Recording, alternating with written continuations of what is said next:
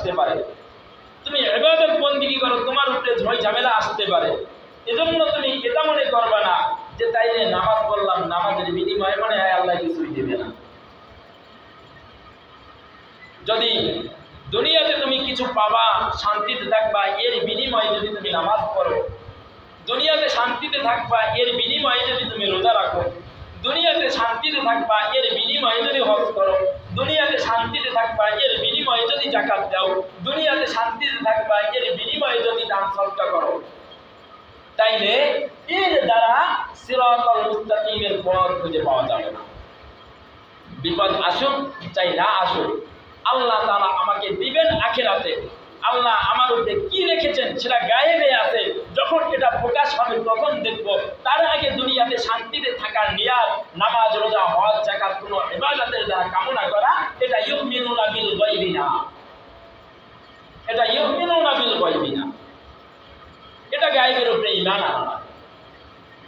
বিপদ আসতেই পারে।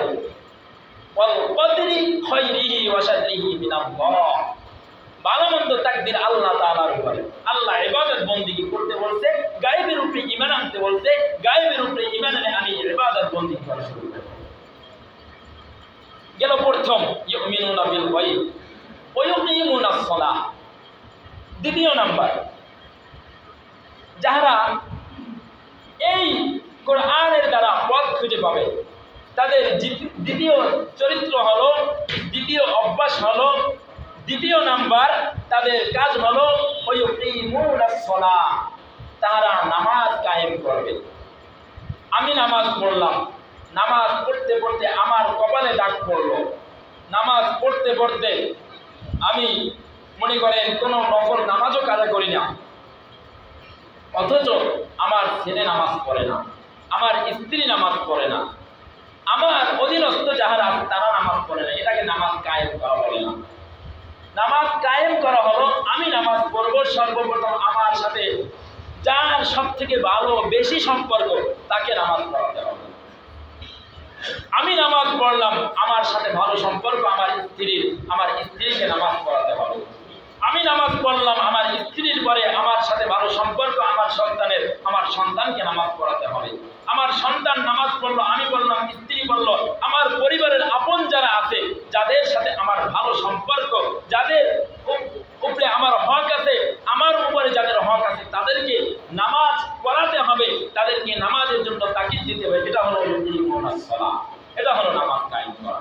আপনি নামাজ পড়বেন, নামাজ পড়তে পড়তে আপনার কপাল ফুইলা গেল, কপালে দাগ পড়লো, সব জায়গায় নামাজের চিহ্ন পড়লো, কিন্তু আপনার সন্তান, আপনার পরিবারস্থ যারা আছে তারা নামাজ পড়লো না, এটাকে নামাজ কায়েম বলে না। নামাজ কায়েম হলো আমি নামাজ পড়লাম, আমার পরিবারে আমার আপনজন যারা আছে তাদেরকে নামাজ পড়াবো। এগুলো দুই নাম্বার, ইউকিমুনাস সালাহ ওয়া মিম্মা রাযাকনাহুম ইউনফিকুন। আল্লাহ তাআলা যে হালাল রিজিক দিয়েছেন, এই হালাল রিজিকের উপরে সন্তুষ্ট থাকতে হবে। আমি যে কয় টাকা ইনকাম করি হালাল ভাবে, এটার উপরেই হালাল যতদূর যেতে পারি ততদূর যাওয়া যাবে, ততদূর পর্যন্ত আমার সন্তুষ্ট থাকতে হবে, কিন্তু হারাম পথ অবলম্বন করা যাবে না। বাপের চার সন্তান সমানভাবে জমি পাইল, আরেকজনের একটু বেশি, আরেকজনের একটু কম। কারণ কি? আমি কাগজপাতি একটু বেশি বুঝি, ছোট ভাই একটু কম বাজে, তারা একটু কোনো মতো করে তারা লাগাইয়া রাখলাম। আমি যে রিজিকটা পাইলাম এটার উপরে আমি সন্তুষ্ট না, আমার ভাইয়ের জমি দেখে আমি চোখ দিলাম। আমার যে অর্থ আছে এই অর্থের উপরে আমি সন্তুষ্ট না, আমি হাত হিসাব নামাজ করে সবকিছু ঠিক আছে, যখন হাল চাষ করতে যাই নাঙ্গলটা একটু ঘুরাইয়া একটু 1 বিঘা 4 আঙ্গুল একটু ভিতরে ঢুকাইয়া দেন, তার মানে আপনাকে যতটুকু দিলেন তার উপরে আপনি সন্তুষ্ট না। আরেকজনের জমির দিকে আপনি 4 আঙ্গুল পরিমাণ জিত বাড়ালেন কেন? এটা হারাম, এটা হারাম। এটা ওমিম্মা রাযাকনাহুম ইউনফিকুন না, ওমিম্মা রাযাকনাহুম ইউনফিকুন হলো আল্লাহ আপনাকে হালাল ভাবে যতটুকু দিয়েছে ততটুকুর উপরে সন্তুষ্ট থেকে ওটা থেকে আপনি ব্যয় করবেন, হালাল পন্থা অবলম্বন করেন, হালাল রিজিক কামাই করতে করতে আপনি সম্পদের পাহাড় করেন হালাল ভাবে, কোনো সমস্যা নাই। কিন্তু যদি অসৎভাবে আনা পরিমাণ আরেক দিক তাকান, তাইলে সেটা অমিম্মা রাযাকনাহুম ইউনফিকুন হবে না। তাইলে এই কোরআন দ্বারা পথ খুঁজে পাবে কয় ব্যক্তি? যারা পথ খুঁজে পাবে তাদের চরিত্র কয়টা? তিনটা। কয়টা? তিনটা। নাম্বার 1, আল্লাযীনা ইউমিনুনা বিল গায়ব, অদৃশ্য জিনিসের উপরে ঈমান আনতে হবে। দ্বিতীয় নাম্বার ইয়াকিমুনাস সালাহ, নামাজ কায়েম করতে হবে।